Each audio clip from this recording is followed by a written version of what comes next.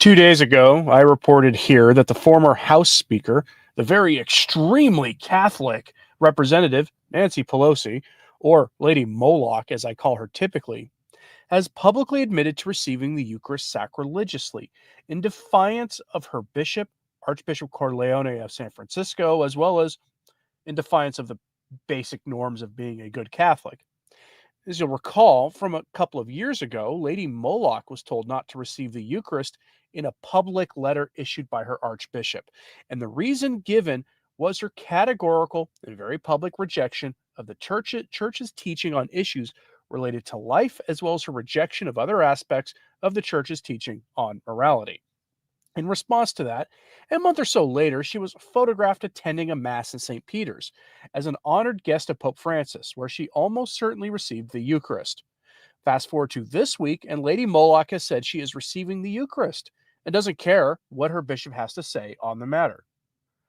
That's schismatic, to say the least, but you only get accused of being schismatic if you notice undeniable things about Pope Francis, including that he peddles heresy on a regular basis, or that there are legitimate questions about how he became Pope that none of the good bishops and cardinals are taking seriously, or that Francis doesn't have the right to suppress the mass that developed organically, basically from apostolic times, or you get the idea. I digress, though. We have an update on the story now. See, the Vatican is going to make a ruling fairly soon on her case. My money is on the Vatican telling all the bishops that they cannot deny communion to anyone, that the Eucharist is for everyone, everyone, everyone. That would be in keeping with the things Pope Francis has said himself about how he's literally never denied Holy Communion to anyone who has approached him. I reported on that when that story broke a couple of years ago. If he rules that way, it would be a rejection of what the church has always taught about validly receiving the Eucharist, how you have to be a Catholic in good standing to receive the Eucharist. You cannot have unconfessed sins on your conscience. You have to be in a state of grace, to the best of your knowledge, to receive the Eucharist validly. Not that the people running the church these days care about or even really believe in things like the real presence or the church's longstanding teaching on practically anything these days. After all, their ruling principle now is synodality and creating a new synodal church, to use the very words they use to describe the reforms they're imposing on the church. And in this new church, everyone can receive the Eucharist. Bear that in mind. Let's start here. You see, over on X, Novus Ordo Watch was the first to really publish this, to my knowledge, where they say, oh, this will be beautiful to watch. Francis has maneuvered himself into a corner on this one. He is on record saying that it's for the local bishop to decide, but now he's been tasked with deciding it. Will he betray his Bishop Corleone or his friend Pelosi? And that is a good question. And it's a retweet of the National Catholic Reporter article that we'll be going over here momentarily. The National Catholic Reporter is, of course, the ones reporting this in print, which does not surprise me. They have some very deep sources within Rome themselves. Michael Haynes of LifeSite also reported on this, saying that Nancy Pelosi adds a new National Catholic Reporter online interview segment that she asked the Vatican to intervene over Archbishop Corleone's 2022 ban on her receiving communion. She adds, my understanding, as long as Rome has the case, it hasn't been resolved. And in general, that seems to be how it works. So we go here to the National Catholic Reporter for the article. Remember, the National Catholic Reporter has been told by bishops numerous times over the years to stop calling themselves Catholic. Why do you think that is? Their headline, Nancy Pelosi's communion ban to be resolved by the Vatican. The former speaker's challenging the Archbishop of San Francisco's 2022 order prohibiting her from receiving the Holy Eucharist. Remember, she is an outspoken defender of the what I call the sacrifice to Moloch, as well as the secular world's parody of holy matrimony that James Martin giddily prances around about and hopes the church will adopt, and a whole bunch of other things that violate the very basics of Catholic morality. We're not talking here about a Catholic politician who has a position that some of us disagree on with, say, tax policy or foreign policy or any other thing that you are entirely free to disagree with one another about without incurring sin. This is about basic stuff, things that have been non-negotiables for the church going back to the very beginning. We're the Didache, which is like the first catechetical document ever issued by the church in the first century, somewhere around the time of the destruction of the Second Temple. And what do you have there in the Didache? You see, that issue that she is so defiant over, explicitly condemned in the first century. The church has never accepted that. The church has never allowed it. And it's only until modern times, where we are the worst catechized generation in all of church history, only worse than the previous one, who had until then been the worst catechized generation in church history, that you see that particular diabolical act accepted by a lot of Catholics. The church still opposes it, but these days people don't tend to care what the church has to say, because frankly, oftentimes your bishop or your priest or your confessor will say, whatever, that's not that big a deal. This story is part and parcel of the crisis in the church. Let's go over the details. And please pray for everybody involved in this, the good bishop and Lady Moloch herself. Quote, former Speaker Nancy Pelosi has quietly turned to Rome to resolve her 2-year-old dispute with the San Francisco Archbishop over her receiving Holy Communion. She, for the first time, has revealed that Archbishop Salvatore Cordileone's order that she be banned from receiving communion now is pending a final resolution at the Vatican. She did not say, and it is unclear when she sought Vatican intervention. My understanding, as long as Rome has the case, it hasn't been resolved, she said in an interview with the National Catholic Reporter. The fight stems from a May 2022 public letter from Cordileone banning then Speaker Pelosi from receiving Holy Communion within his archdiocese because of her work on the sacrifice to Moloch. The extraordinary action, rarely used against a political leader, did not stop Pelosi from receiving the Eucharist. I received communion anyway, she said in an interview with the National Catholic Reporter on December 6th. That's his problem, not mine. Tuesday evening, December 10th, Cordileone responded to the first report of Pelosi's December 6th interview in the Reporter by issuing a 410-word statement inviting her to discuss the matter with him, an invitation he has previously extended publicly. This kind of dialogue can dispel misperceptions and melt away hostilities and build new bonds of friendship, he said. I therefore earnestly repeat once again my plea to Speaker Pelosi to allow this kind of dialogue to happen. A spokesman said that Pelosi had no comment on the December 10th statement. In the interview with the Reporter to discuss her recent memoir, The Art of Power, tells you a lot right there, she said she has not raised the communion issue directly with Pope Francis, though she met with him in June 2022. The Archbishop notified her in a public letter that stated, you are not to present yourself for Holy Communion, and should you do so, you are not to be admitted to Holy Communion until such time as you publicly repudiate your advocacy for the legitimacy of the sacrifice to Moloch and confess and receive absolution of this grave sin in the sacrament of penance. The Archbishop invoked an obscure provision of canon law and familiar to many everyday Catholics. Canon 915 states, quote, those who have been excommunicated or interdicted after the imposition or declaration of the penalty and others obstinately persevering in manifest grave sin are not to be admitted to Holy Communion. And then she didn't provide any details about any communications she's had. Now, they're not saying that she's been excommunicated. She is at the very least obstinately persevering in manifest grave sin. But it does look like an interdiction was placed on her. An interdiction meaning a restriction. You can't do this, receive Holy Communion. And presumably even go to confession, unless you are confessing, of course, that one sin that's explicitly called for by Archbishop Cordileone. Now, the article goes on and quotes a priest who is an, we'll call him expert in quotes, in canon law, who says the interdict placed on Lady Moloch is invalid because of a lack of due process. Now, he's probably wrong on that, given that we know the Archbishop has been trying to intervene with her for literally years to get her to repent, and she won't even work with him on this. So from my understanding of this, she rejected offers to meet with him to discuss this, meaning she rejected the process itself. You can't play fast and loose with the process if you are stuck in this procedural fight with your bishop and then claim that your due process rights were not recognized and respected. So again, I'm going to have to disagree with the priest on that. Now, a source close to the Archdiocese confirmed to me that there has been correspondence with the Vatican on this topic from the Archbishop's office, but the Vatican indicates that it is to be held as strictly confidential. We'll see. Now, what they're meaning here is that short of a leak happening, we won't know how this plays out, according to sources close to the Archdiocese. But I suspect we are going to find out, and that Lady Moloch will be allowed to receive sacrilegious communion, and that we may even get a public teaching document on the Eucharist and its salvific nature that will heretically say that the Eucharist should not be used for political purposes. And I suspect all of that because That is what Francis has been saying before when asked about this issue. He has said he has never denied anybody Holy Communion and that it should not be used for political purposes. This was what his response was 2 years ago in informal speech. So don't be surprised if you get a document from him, or for more likely Fernandez or somebody like him, that explicitly says not to deny people Holy Communion over politics anymore. And that'll be a grave day when that happens.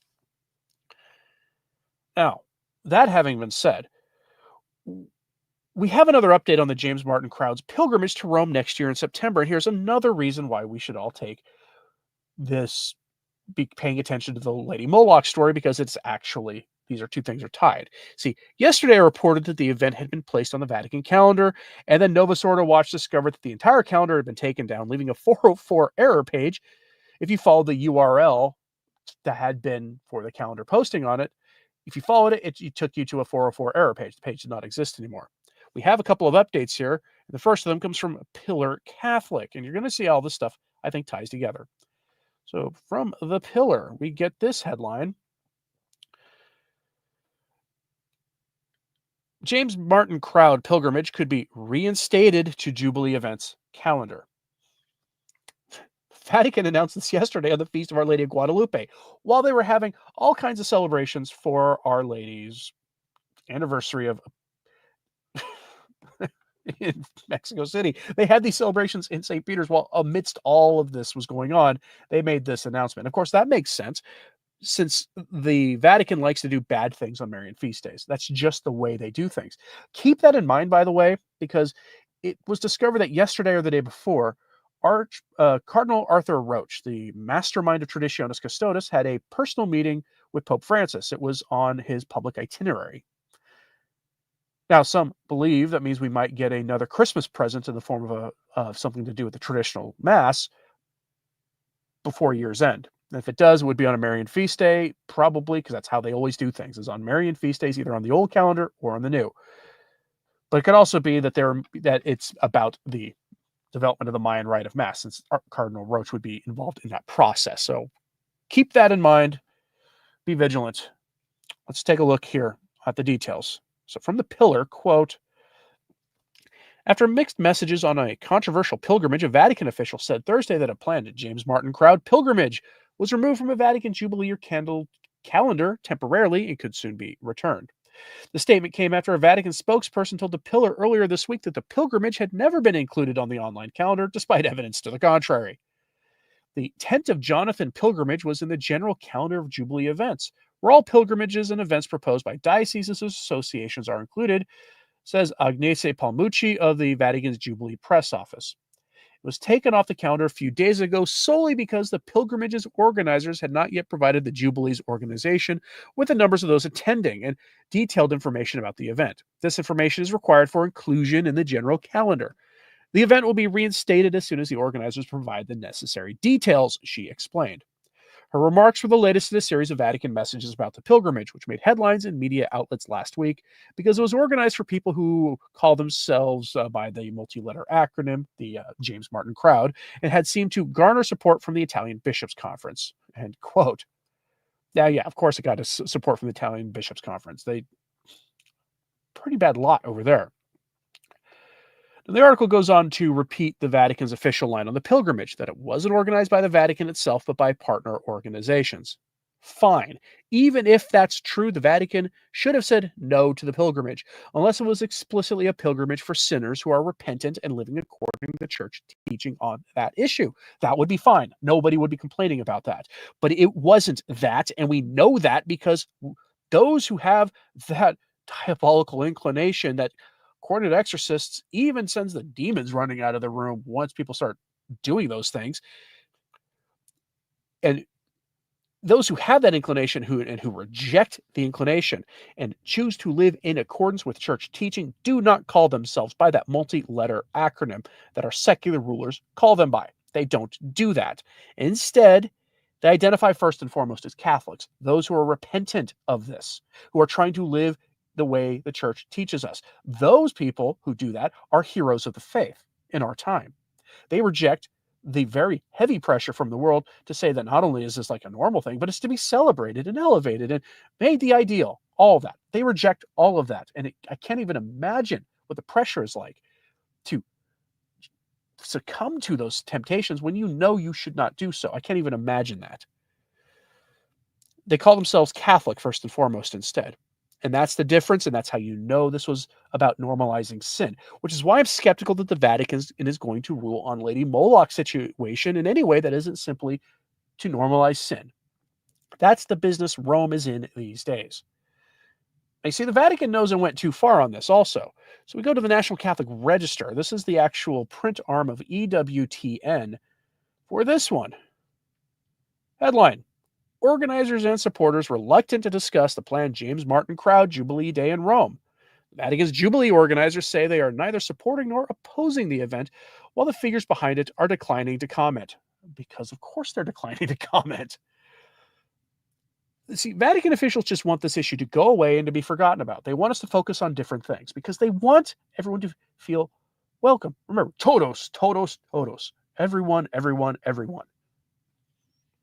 Synodality requires that you put the truth aside to make everyone feel good about themselves. That's the new church they're building, is one based on mutual friendship and positive feelings, instead of the reality of sin being something that you should at least think about once in a while, and the role sin plays in your life, and the need to, stop sinning. That's the message of the synodal church. And so the Vatican wants this to go away, and unfortunately for them, it's probably not going to. Quote, the Italian daily Il Messaggero called the planned event an absolute novelty, unthinkable until a few years ago, the fruit of pastoral care that extends to groups usually considered on the margins. Francis De Bernardo, editor of the James Martin Crowd advocacy website New Ways Ministry, said the news touched his heart deeply as he remembered the resistance to the James Martin sin in Rome during the 2000 Jubilee. While 2025's event may seem like a small step when compared with how the Vatican reacted to the presence of the James Martin types in Rome during 2000, we can see what a sea change has taken place in terms of responding to those folks, he wrote on New Ways website. This development did not happen overnight, but has many small steps which paved the way for it. New Ways has been denounced by both the U.S. Bishops' Conference and the Vatican's Doctrinal Office for causing confusion on morality of the flesh among Catholic faithful. That was under previous pontificates, by the way, not under this one.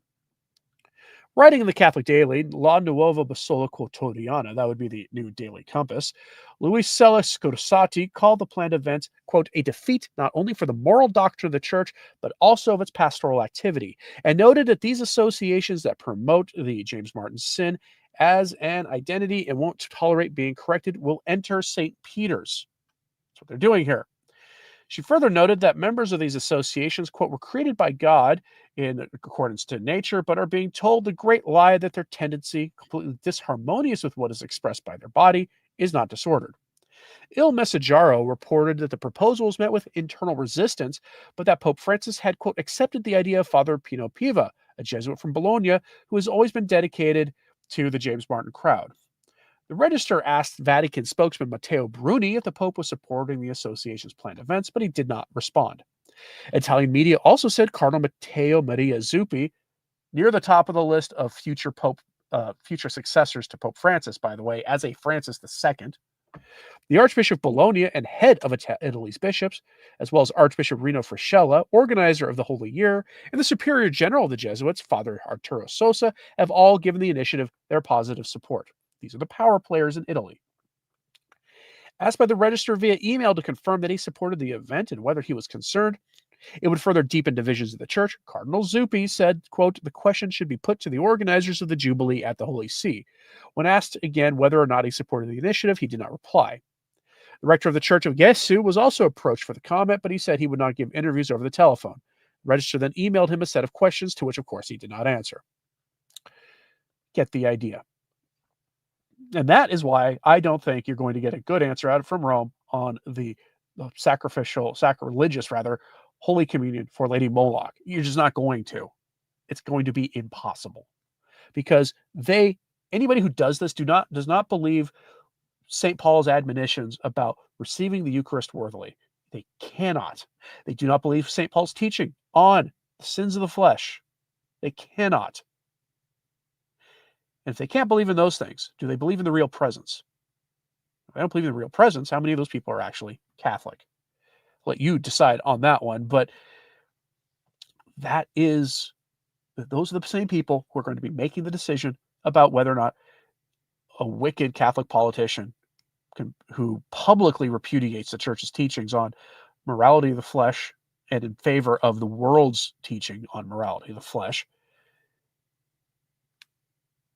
That's what's going to happen with that story. I'd love to be wrong. I will practically do cartwheels and come here and say, yeah, I was wrong. They actually did something good for once. I don't think I'm going to be, though. Dean says, okay, picture Francis blessing 1,000 pairings in Vatican Plaza. Yeah, that's maybe, or his successor. I think he's going to be around for another 4 or 5 years, but a lot of people don't. So we'll see. Sadly, former James Martinson participant Joseph Cambria, after announcing that way of life is now orthodox, as he cannot. Well, yeah, except the thing is, you'll find that problem among them too. There is no place you can go, no false schismatic group you can go to, where you will, one, of course, live in accordance with what the church has always taught, and also escape heresy. It's everywhere. It's a fight for the heart and soul of Christianity more broadly. David says, I would pay money to see you do cartwheels. Yeah, I need to drop a few more pounds first. And I'm thankfully speaking metaphorically. I haven't done a cartwheel since I was like 6. All right, folks. So any final thoughts on this in the live chat? Get them in now. Please pray for everybody involved in this, including, yes, Lady Moloch herself. We are talking about the salvation of souls here, as well as for the Archbishop. He knew he was opening a can of worms and probably closing off career advancement by taking that public stance. And he did it anyway, and that's laudable. So please pray for everybody involved in this story. And as always, pray for the church. I'm Anthony Stine. Ave Maria.